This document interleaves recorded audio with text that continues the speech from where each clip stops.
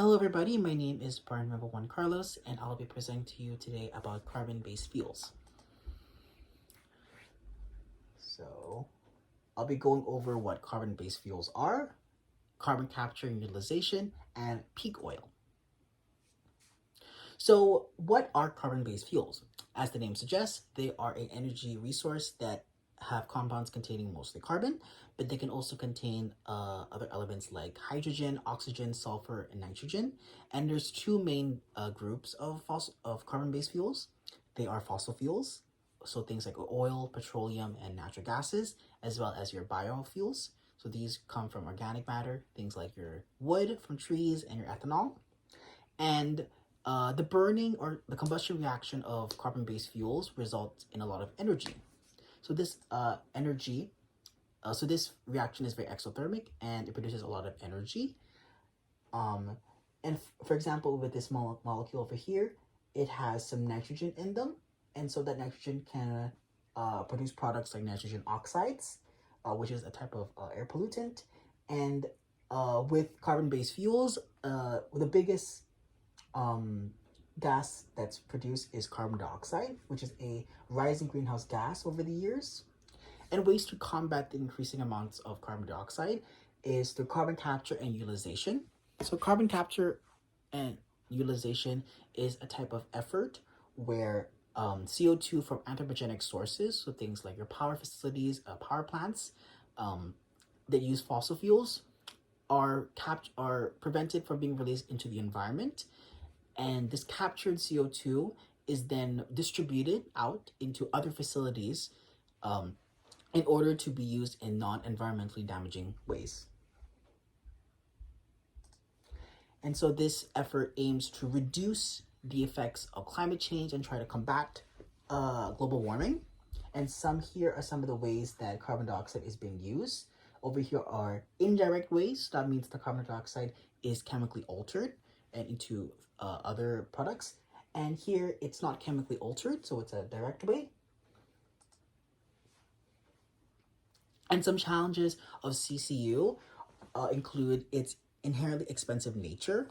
So because of that, it's very economically unviable to some people. And because of that, sometimes governments may push CCU projects aside in favor for other projects and not receive as much support. And another problem is the efficiency for carbon capturing. So the technology for carbon capturing can decrease in effectiveness over time, even though usually it's around 80 to 95%. So that is a question for concern for its long-term viability. Now, some solutions to this is more research going towards CCU technologies. So this can allow for more cheaper alternatives and cost. And then there could also be more policies to support carbon capture utilization technology.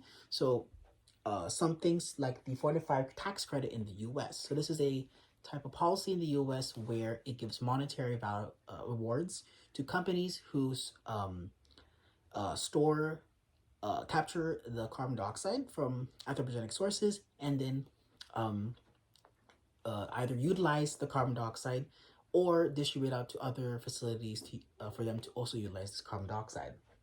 And then another way is to monitor something like the NZE by 2050 scenario. So this is the net zero emission by 2050 plan by the International Energy Agency. And essentially, it's global pathways by the IEA on ways to get carbon dioxide emissions to zero by 2050. And if we have ways to monitor the progression towards such a scenario, perhaps we can get more people we can encourage more people to invest more into CCU or study more into CCU. And then the next are peak oils. So peak oils is a theory where at a point, global petroleum or oil production will reach a apex and it'll plateau for a little bit and then it'll drastically decrease. And such a theory will suggest that crude oil prices will increase drastically as the steep over time, and uh, as a result, uh, this theory is criticized a lot of the time, or criticized for its how accurate it will be, because it's very hard to acquire data for both the past and present global petroleum productions, and thus it's very hard to make a prediction on when peak oil will happen, or if it will happen at all. However, there is facts in that crude oil sources in the world are a finite resource. The theory does not suggest that these reservoirs, or these sources, will completely be depleted, but there is some inference that as crude oil sources run dry, such a theory can rise up. With such a theory even expected to start coming true around 2030. And some challenges surrounding peak oil is that it may incentivize more people to find other oil sources, and thus go around destroying environments, like more mining for oil reservoirs, as well as political instability. So more powerful authorities may fight over monopoly of petroleum, of oil, as it gets more rarer from this theory.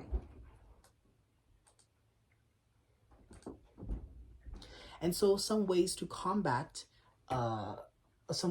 prevent such a theory from happening, or to combat theory, is to encourage more low carbon emitting energy systems. So something like more electrical usages in like cars, so electrical cars, or when you're distributing goods around a country or across countries, there can be more uses over low carbon emitting options.